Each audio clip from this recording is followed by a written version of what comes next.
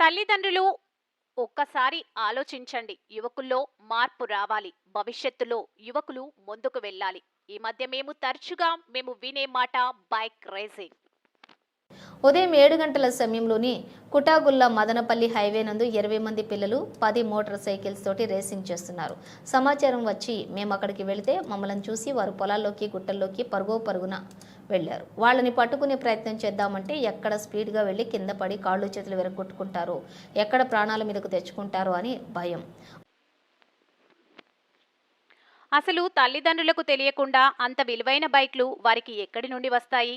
ఆ బైక్ను రేసింగ్కు అనుగుణంగా మార్చిన తర్వాత వారి ఇంటి వద్ద వాటిని ఉంచినప్పుడు తల్లిదండ్రులు గమనించారా? వారికి అంత డబ్బులిచ్చేది ఎవరు? డబ్బులు లేకుండా అంత విలువైన బైక్స్ వారికి ఎలా వస్తాయి? వారి అలవాట్లు ఏమిటి? అంతా ఉదయం పూట, మధ్యాహ్నం, రాత్రిపూట ఎక్కడికి వెళ్తున్నారని తల్లిదండ్రులు వారిని అడుగరా? ఒకవేళ పోలీసులకు సమాచారం వచ్చి వారిని పట్టుకొని కౌన్సిలింగ్ ఇచ్చే నిమిత్తం పోలీస్ స్టేషన్కు తీసుకువచ్చారని తెలియగానే తెలిసిన వారితో పోలీసులకు ఫోన్ చేయించేది తల్లిదండ్రులు కాదా?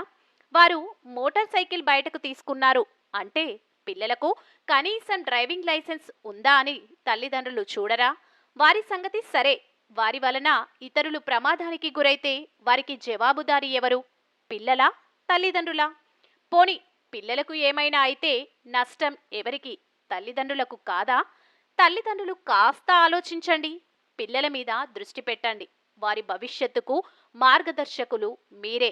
Inspector of police, Kadiri, Satyasai జిల్లా.